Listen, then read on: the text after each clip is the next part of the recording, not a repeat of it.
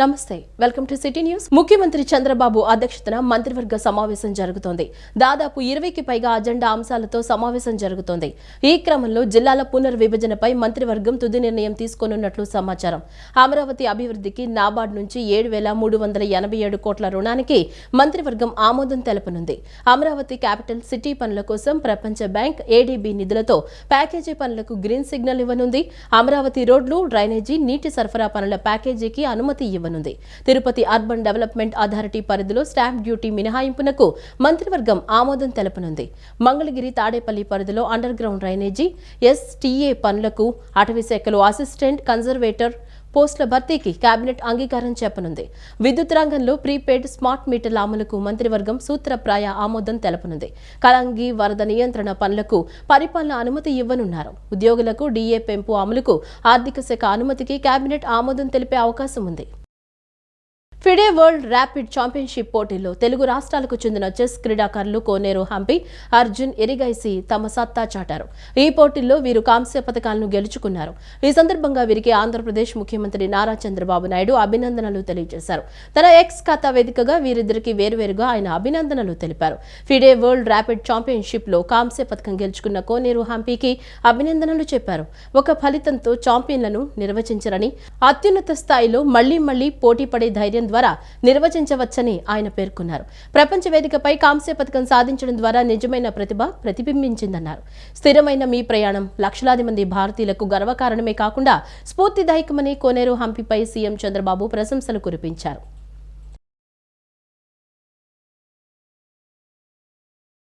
విద్య ఒక్కటే అభివృద్ధికి రాజమార్గమని కేంద్ర ఆర్థిక మంత్రి నిర్మలా సీతారామన్ అన్నారు. మన దేశానికి గుర్తింపు, కీర్తి ప్రతిష్టలు తెచ్చే విద్యా క్రీడలపై యువత ప్రత్యేక దృష్టి పెట్టాలని సూచించారు. తీర ప్రాంత యువత ఉన్నత చదువులు చదివి దేశానికి, రాష్ట్రానికి మంచి సేవలు అందించాలని నిర్మలా సీతారామన్ కోరారు. తీర ప్రాంత యువత ఉన్నత చదువులు చదివి దేశానికి, రాష్ట్రానికి మంచి సేవలు అందించాలని కేంద్ర ఆర్థిక శాఖ మంత్రి నిర్మలా సీతారామన్ అన్నారు. తీర ప్రాంతానికి ఏమి కావాలన్నా చేసేందుకు సిద్ధంగా ఉన్నామని, మీరు బాగా చదవాలి అని, అభివృద్ధి, సంక్షేమం తాము చూసుకుంటామని విద్యార్థులను ఉద్దేశించి అన్నారు. పశ్చిమ గోదావరి జిల్లా నరసాపురం మండలం పెదమైనవాణి లంక గ్రామంలో ఆదివారం జిల్లా పరిషత్ ఉన్నత పాఠశాలలో యూనియన్ బ్యాంక్ వారి సహకారంతో 18 లక్షల రూపాయలు విలువ చేసే కంప్యూటర్లు, సైన్స్ ల్యాబ్ తదితర మౌలిక సదుపాయాలు ప్రారంభించి వాటిని ఆమె విద్యార్థులకు అంకితం చేశారు. ఈ సందర్భంగా కేంద్ర ఆర్థిక శాఖ మంత్రి నిర్మలా సీతారామన్ విద్యార్థులను ఉద్దేశించి మాట్లాడారు. చదువుతో పాటు క్రీడలపైన ప్రత్యేక దృష్టి పెట్టాలని, ప్రపంచ స్థాయిలో దేశానికి కీర్తి ప్రతిష్టలు తేవడం విద్య, క్రీడలతోనే సాధ్యమన్నారు.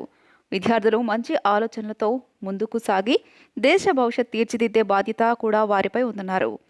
ఈ సందర్భంగా సీతారామన్ విద్యార్థులతో మమేకమై వారితో కొద్దిసేపు ముచ్చటించారు. కొన్ని ప్రశ్నలు వేసి వారి నుంచి సమాధానం రాబట్టారు.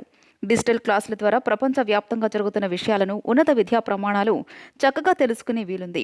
ప్రతి విద్యార్థి వీటికి హాజరు అయ్యేలా ఉపాధ్యాయులు ప్రత్యేక దృష్టి సారించాలని కేంద్ర మంత్రి సీతారామన్ సూచించారు. ఇక్కడ పిఎం విశ్వకర్మ యోజన కింద 13 రకాల ట్రేడ్స్కి ఇక్కడ ట్రైనింగ్ ఇచ్చారు. అది కార్పెంటర్ రావచ్చు, లేదు హెయిర్ డ్రెస్సర్ రావచ్చు, ఇంకా అట్లా చాలా మేసన్స్, ఫిష్ నెట్ తయారు చేసేవాళ్ళు, ఇట్లా చాలా ట్రేడ్స్కి ఇక్కడ ట్రైనింగ్ అయింది. అప్పుడు ఆ ట్రైనింగ్ పొందిన యువకుల్ని కూడా తీసుకొచ్చారు ఇక్కడ, ఒకసారి మన అందరూ కలుసుకుందామని. వాళ్ళందరికీ కూడా హైదరాబాద్లో లేకపోతే శ్రీ సిటీలో ఉద్యోగం వెంటనే ఆ ట్రైనింగ్ తర్వాత దొరికి ఇక్కడ వచ్చి నాకు ఉద్యోగం దొరికిందండి, దీనివల్ల దొరికింది, ఈ ట్రైనింగ్ వల్ల దొరికింది అని వచ్చి మాట్లాడారు. చాలా సంతోషంగా అనిపించింది. కానీ దాని తర్వాత ఇంకో ఒక మెప్పు మన గ్రామానికి దొరికింది. ఏంటంటే ఆల్ ఇండియాలో ప్రతి డిస్ట్రిక్ట్లో కూడా పిఎం విశ్వకర్మ ట్రైనింగ్ దొరికింది. అన్ని 700 డిస్ట్రిక్ట్స్ పైన ఉన్నాయి భారతదేశంలో. ప్రతి డిస్ట్రిక్ట్లో కూడా ఈ ట్రైనింగ్ పెట్టారు.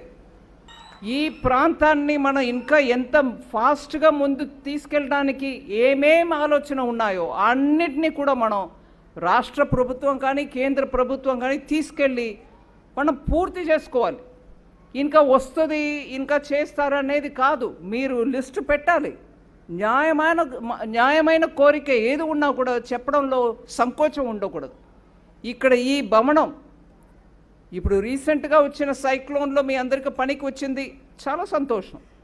కానీ మన పిల్లలకి దీని నుంచి ఏం దొరుకుతుంది అనే ఆలోచనతోనే ఇట్లాగా ఒక ఇంజనీరింగ్లో ఐటీ సెక్టర్లో ఉన్నటువంటి ఒక పెద్ద కంపెనీ వాళ్ళే వచ్చి ఇక్కడ ఉన్నటువంటి ప్రతి ఒక్క రూమ్ని ఐటీ కంపెనీ ట్రైనింగ్కి ఆ రూమ్ని తయారు చేసి దాంట్లో కంప్యూటర్ని పెట్టి డ్రోన్స్ని పెట్టి డ్రోన్స్కి కావాల్సిన వస్తువుల్ని పెట్టి దాన్ని ఎలా నేర్పించాలి అనే పూర్తి వ్యవస్థ చేసుకొని ఆ ట్రైనింగ్ ఇచ్చే మనుషుల్ని కూడా తీసుకొచ్చి వాళ్ళ ద్వారా ఇక్కడ ఉన్నటువంటి వాళ్ళకి ట్రైనింగ్ ఇచ్చి మిమ్మల్ని మార్కెట్కి ఇవాళ రెడీగా చేస్తున్నారు. మార్కెట్ అంటే జాబ్ మార్కెట్కి రెడీ చేస్తున్నారు.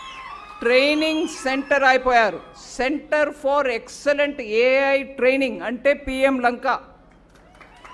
పూర్తి ఆంధ్రప్రదేశ్ నుంచి, ఆంధ్రప్రదేశ్ పూర్తిగా ఎక్కడ ఉన్నా ఏఐల ట్రైనింగ్ కావాలంటే ఇంజనీరింగ్ గ్రాడ్యుయేట్ లేదా 10 పాస్ అయిన వాళ్ళు లేదా BA BCom చదివిన వాళ్ళు ఏఐ ట్రైనింగ్ పొందాలంటే పిఎం లంకకు రాక తప్పదు. విజయవాడలో జరగనున్న ఆవకాయి అమరావతి ఉత్సవాలపై నెలకొన్న సందిగ్ధతకు తెరపడింది. ఎగ్జిబిషన్ అనుమతుల రద్దుపై వస్తున్న వార్తలపై ఎన్టీఆర్ జిల్లా కలెక్టర్ లక్ష్మీ షా స్పష్టత ఇచ్చారు. ఉత్సవాలు యథావిధిగా ప్రభుత్వ స్థలంలోనే జరుగుతాయని, వదంతులను నమ్మవద్దని ఆయన కోరారు. భద్రతా కారణాల దృష్ట్యా మాత్రమే కొన్ని మార్పులు చేసినట్లు వెల్లడించారు. రాష్ట్ర ప్రభుత్వం జనవరి 8 నుంచి 10వ తేదీ వరకు అత్యంత ప్రతిష్టాత్మకంగా పున్నమి ఘాట్, భవానీ ఐలాండ్, బరం పార్క్ పరిసర ప్రాంతాల్లో ఆవకాయ్ అమరోత్సవాలను నిర్వహించనుంది. ప్రభుత్వ స్థలంలోనే ఈ కార్యక్రమాలు ఉంటాయి. అయితే సందర్శకుల భద్రత దృష్ట్యా మాత్రమే ఎగ్జిబిషన్ అనుమతులను తాత్కాలికంగా నియమ నిబంధనలకు అనుగుణంగా రద్దు చేయడం జరిగింది. అమరావతోత్సవాల నేపథ్యంలో ప్రజల భద్రత, శాంతి భద్రతల పరిరక్షణ, ట్రాఫిక్ నియంత్రణ తదితరాల దృష్ట్యా జాగ్రత్తలు తీసుకుంటున్నాం. సందర్శకులకు ఇబ్బంది కలగకుండా అనుమతి లేని రేకులతో ఉన్న కొన్నింటిని మాత్రమే ఖాళీ చేయమని నిర్వాహకులను కోరామని collector doctor G. Lakshmisha collector ఒక ప్రకటనలో పేర్కొన్నారు. కొత్త సంవత్సర వేడుకల సందర్భంగా నగరంలో ఎక్కడా ఎటువంటి అవాంఛనీయ సంఘటనలు జరగకుండా విజయవాడ నగర పోలీసులు పటిష్టమైన చర్యలు చేపట్టారు. డిసెంబర్ 31వ తేదీ అర్ధరాత్రి జరగనున్న న్యూ ఇయర్ వేడుకలపై పలు ఆంక్షలు విధించినట్లు నగర పోలీస్ కమిషనర్ రాజశేఖర్ బాబు వెల్లడించారు. జనవరి 13వ తేదీ వరకు రాత్రి వేళల్లో అన్ని ఫ్లైఓవర్లు, ముఖ్యమైన రహదారులు మూసివేస్తున్నట్లు తెలిపారు. రహదారులపై అర్ధరాత్రి న్యూ ఇయర్ వేడుకల నిర్వహణను నిషేధించినట్లు చెప్పారు. మద్యం త్రాగి వాహనాలు నడిపితే కఠిన చర్యలు తీసుకుంటామని హెచ్చరించారు. కొత్త సంవత్సర వేడుకల సందర్భంగా డిసెంబర్ 31వ తేదీ అర్ధరాత్రి జరగనున్న న్యూ ఇయర్ వేడుకలపై పలు ఆంక్షలు విధించినట్లు నగర పోలీస్ కమిషనర్ రాజశేఖర్ బాబు వెల్లడించారు. జనవరి 13వ తేదీ వరకు రాత్రి వేళల్లో అన్ని ఫ్లైఓవర్లు, ముఖ్యమైన రహదారులు మూసివేస్తున్నట్లు తెలిపారు. బెన్ సర్కిల్, కనకదుర్గ ఫ్లైఓవర్లను రాత్రి వేళల్లో పూర్తిగా మూసివేస్తామని ప్రకటించారు. గ్రూపులుగా చేరి రహదారులపై కేక్ కట్ చేయడాన్ని నిషేధించినట్లు వివరించారు. ఎవరైనా హద్దులు దాటి వ్యవహరిస్తే కేసులు నమోదు చేస్తామన్నారు. వాహనాల సైలెన్సర్లు తీసి నడిపే వారిపై కేసు నమోదు చేస్తామని తెలిపారు. అర్ధరాత్రి నుంచి నగర వ్యాప్తంగా డ్రంక్ అండ్ డ్రైవ్ తనిఖీలు నిర్వహిస్తామన్నారు. డిసెంబర్ 31వ తేదీ రాత్రి వేళ నగరంలో గస్తీ ముమ్మరంగా ఉంటుందని, మద్యం సేవించి అల్లర్లకు పాల్పడితే పరిణామాలు తీవ్రంగా ఉంటాయని హెచ్చరించారు. బైక్ విన్యాసాలకు పాల్పడితే చర్యలు తప్పవన్నారు. అర్ధరాత్రి వేళ బాణసంచా పేల్చడం వంటివి చేయవద్దని ముఖ్యంగా యువతకు ఆయన సూచించారు. అర్జీదారులు తెలియజేసిన సమస్యలపై ప్రత్యేక దృష్టి సారించి నాణ్యమైన పరిష్కారాన్ని వేగవంతంగా అందించేలా చర్యలు చేపట్టాలని కమిషనర్ ధ్యానచంద్ర అన్నారు.